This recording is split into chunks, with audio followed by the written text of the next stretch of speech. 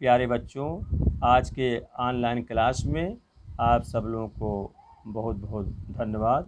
आप सब लोग मन लगा के पढ़ रहे होंगे, ऐसा मेरा विश्वास है। तो प्यारे बच्चों, पिछले वीडियो में हम आपको बहुपद चैप्टर पढ़ाना शुरू किए हैं, जिसको हिंदी में इंग्लिश में पॉलिनॉमियल कहते हैं, हिंदी में बहुपद कहते हैं। एक्सरसाइज 2.2 का पढ़ाए थे इसके पहले। आज हम एक्सरसाइज 2.3 बताने जा रहे हैं। तो आप लोग ध्यान रखें, इसका पहला क्वेश्चन मैं बता चुका था 2.3 का पिछले वाले वीडियो में। उसी के आगे दूसरा क्वेश्चन में बताने जा रहा हूँ, क्वेश्चन नंबर टू का दूसरा सवाल। ठीक है स्टूडेंट, ये सवाल ये है कि विभाजन एल्गोरिथम विधि से आप दो बहुपद दिए रहेंगे, भाग करके गुणनखंड बताइए कि किसका गुणनखंड है या नहीं। तो स्टूडेंट, आपको बताया जाए कि भाग देते हैं, जब भाग देने पर जो शेषफल 0 आ जाता है तभी वो उसका गुणनखंड माना जाता है। ये पिछले वीडियो भी बताया हूँ। और विभाजन एल्गोरिथम क्या है इसको मैं ठीक समझा चुका हूँ। तो सीधे यहाँ सवाल बताना है ना, ध्यान दें। तो एक्स स्क्वायर जैसे लिखा है, x square plus 3x plus 1, इससे भाग देना है। किस में भाग देना है वो लिखा हुआ है, 3x⁴ plus 5x³ minus 7x² plus 2x plus 2। ठीक है, इसमें भाग देना है। तो जानते हैं इसको तो भाजक कहते हैं, ठीक है, इसको भाज्य कहते हैं, इसको भागफल कहते हैं हिंदी में। ठीक है, और यहाँ पर जो आता है वो क्या कहते हैं, शेषफल कहलाता है। इंग्लिश में डिवाइजर है, ये डिविडेंट है, ये क्वेशिएंट है और ये रिमाइंडर है। तो प्यारे बच्चों ध्यान से समझो, जब भाग देना है, जब भाग देते हैं तो अगर भाग दे करके अगर शेषफल शून्य आ जाए, 0 आ जाए, तभी जो ये भाजक होता है वो भाज्य का गुणनखंड होता है। यही इसकी जांच है। तो हम देखें, भाग कराते हैं और देखते हैं क्या शेषफल आता है। तो प्यारे स्टूडेंट, भाग देने का तरीका क्या है। जैसे यहाँ ये भाजक में x² है, जबकि भाज्य में पहला पद 3x⁴ है। तो ये भागफल में ऐसी संख्या लिखेंगे कि गुणा कराएंगे भाजक से तो पहला टर्म, भाज्य का पहला पद गुणांक सहित बराबर आ जाए, ये ध्यान रहे। तो यहाँ देखो स्क्वायर है, यहाँ 4 पावर का है, इसका मतलब स्क्वायर लेना पड़ेगा। और फिर देखो यहाँ 3 है और यहाँ पर 1 है तो 3 भी लेना पड़ेगा, तब 3x² और एक x² यहाँ है, गुणा करा देंगे तो पहला पद बराबर हो जाएगा। ठीक है स्टूडेंट, ये इस प्रकार से ध्यान दो। यहाँ लिखेंगे गुणा करके 3x⁴। अब इसी का सेकंड वाले टर्म में तो 3 त्रिकाई 9x³, जो क्यूब पावर का है तो क्यूब पावर के नीचे लिखे, माने समान घात वाले पद के नीचे ही लिखा जाएगा। तो इस प्रकार से ये हो जाएगा 3 त्रिकाई 9x³। ठीक है, फिर ये है, इसका 1 से गुणा करेंगे, स्क्वायर वाला पावर है तो स्क्वायर आएगा, ये स्क्वायर वाला पावर है तो लिख देंगे इसी के नीचे 3x²। अब ये लाइन खींचेंगे, अब हर बार चिन्ह बदल देते हैं, ये माइनस, यहाँ ये प्लस है तो ये माइनस, ये प्लस है तो माइनस। ठीक है स्टूडेंट, ये कैंसिल आउट। अब आगे देखिए, ये चिन्ह माना जाएगा जो अभी बाद में लगाए हैं, ये पहले वाला नहीं माना जाएगा। ये -9x³ समझेंगे, और ये प्लस 5x³ है, तो दोनों में घट जाएंगे। जो संख्या बड़ी होती है उसी का चिन्ह माना जाता है। बड़ी वाली 9 है, 9 का चिन्ह 9 माइनस है, तो ये 9 में से 5 घट गया तो ये माइनस हो जाएगा, -4x³। फिर यहाँ स्टूडेंट देखें, -7x² और -3x², दोनों माइनस माइनस है तो ये जुड़ जाएंगे तो -10x² हो जाएगा। फिर आगे वाले पद को उतार लीजिए इसी प्रकार, 2x और +2 हो जाएगा। ठीक, फिर इसके बाद देखें, फिर ऐसी संख्या भागफल में लिखें कि भाजक से गुणा कराएं तो पहला वाला कोफिशिएंट टर्म बराबर हो जाए, घात और गुणांक के चिन्ह और संख्या सहित सब कुछ बराबर हो जाना चाहिए। तो यहाँ 3 बार, यहाँ 3 घात का है, यहाँ 2 घात का है, 1 घात यानी x लिखेंगे। ठीक, पहली बात। तो दूसरी बात के -4 आना चाहिए तो -4 लेंगे तब होगा। अब गुणा कराएंगे तो -4x³ हो जाएगा, ये हो जाएगा -4x³। ठीक है, फिर इसी का 3 से गुणा कराएंगे तो -12, यहाँ प्लस है वहाँ माइनस है तो माइनस हो जाएगा, -12x²।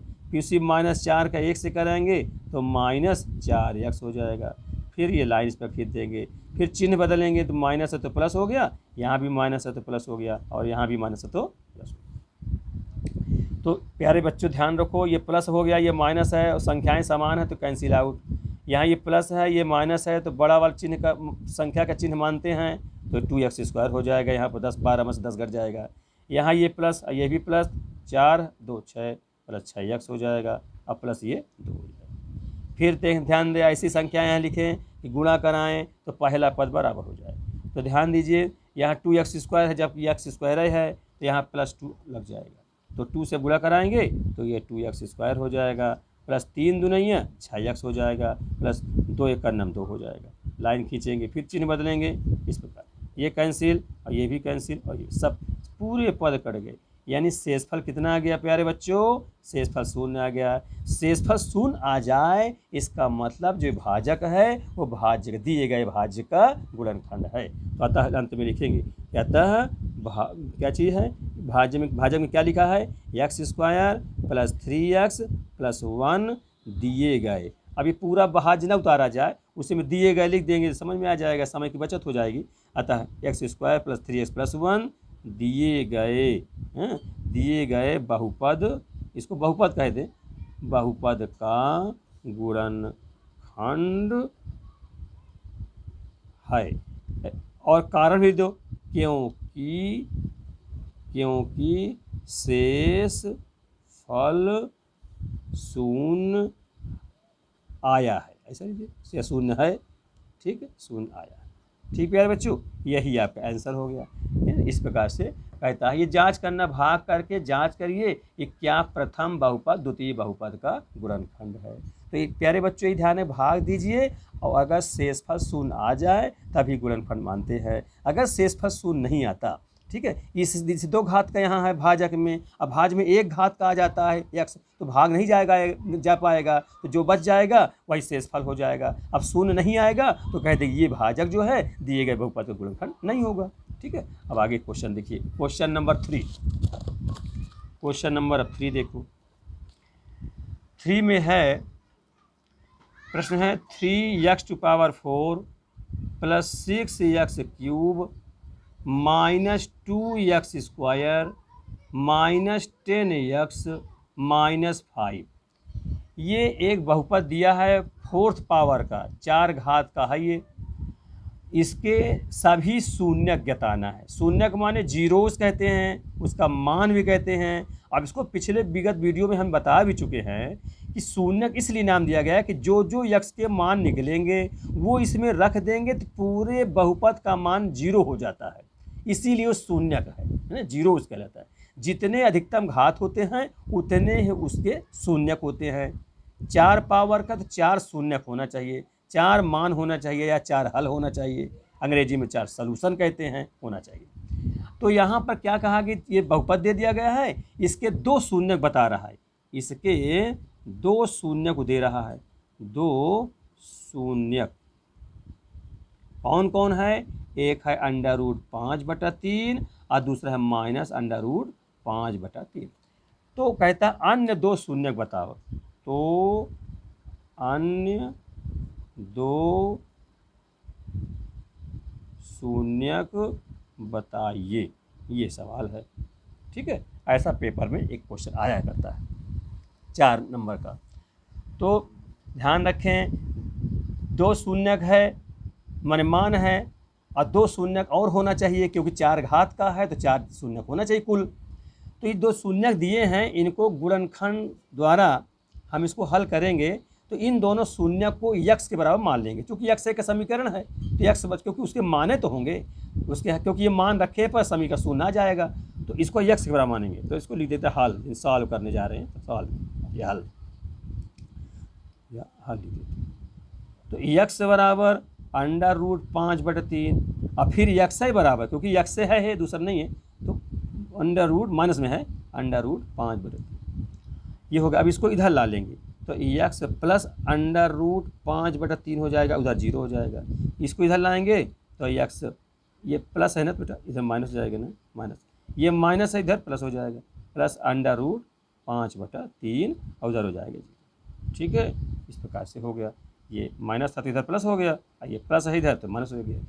अब इन दोनों को हम आपस में गुणा कर लेंगे, है ना। तो हम इसलिए गुणा कर रहे हैं क्योंकि 4 घात का है, गुणा कर देंगे 2 घात का बन जाएगा, और इसी से फिर इसमें भाग करेंगे, जो बचेगा उसका गुणनखंड करके 2 अन्य शून्य निकाल लेंगे। ये विस्तार से तरीका है, फिर हम इसको बहुत शार्टिक से बताएंगे, है ना। आगे चल के हम इसको बहुत सुपर शार्टिक बताएंगे, जो कि आप देखते ही 1 मिनट में हल कर लेंगे, उसका उत्तर बता देंगे ये होगा। लेकिन पहले विस्तार सोचिए, क्योंकि हाई स्कूल में तो विस्तार से ही जान आएगा परीक्षा में।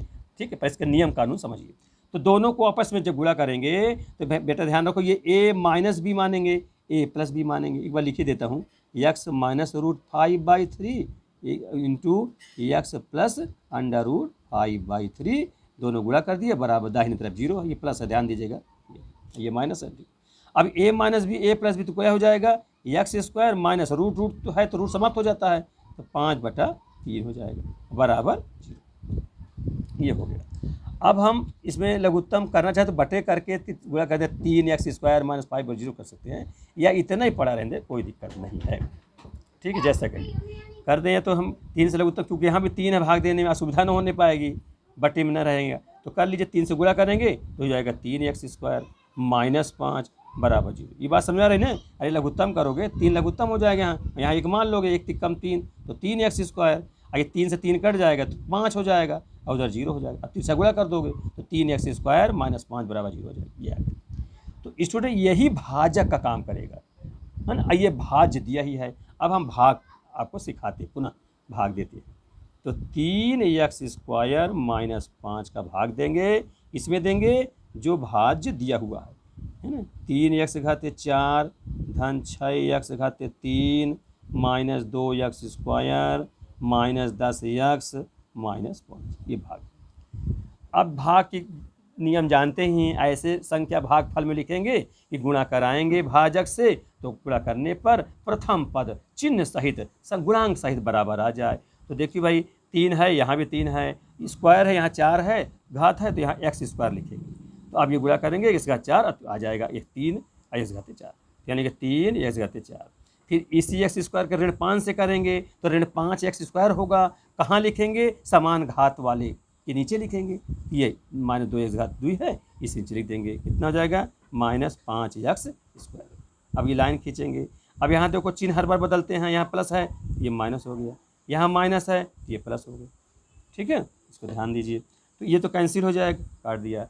फिर ये इसको सबसे बड़ी अधिक पावर वाले उतारेंगे, ये हो जाएगा 6x³। फिर इसका देखेंगे, ये प्लस है और ये माइनस है, तो प्लस में 2 घट जाएगा, ये माइनस तो प्लस 3x² हो जाएगा। फिर आगे माइनस 10x हो जाएगा, फिर माइनस 5 हो जाएगा। ठीक। अब देखिए स्टूडेंट, फिर यहाँ ऐसी संख्या सोच कर लिखिए कि गुणा कराएं इससे तो पहला पद बराबर हो जाएगा। तो 2 पावर है, यहाँ 3 पावर है, तो पहली बात एक पावर वाला x होगा। फिर 3 है, यहाँ 6 है तो 2 हो जाएगा। तो गुणा करिए, 3 दूनी 6x³ ये मिल जाएगा, रख दीजिए इसके नीचे 6x³ माइनस 5 दूनी 10x। देखिए 5 दूनी 10x होगा, तो यहाँ तो 2 पावर है तो इसके नीचे नहीं लिखेंगे, फिर किसके, इसके नीचे लिखेंगे, तो ये हो जाएगा माइनस 10x।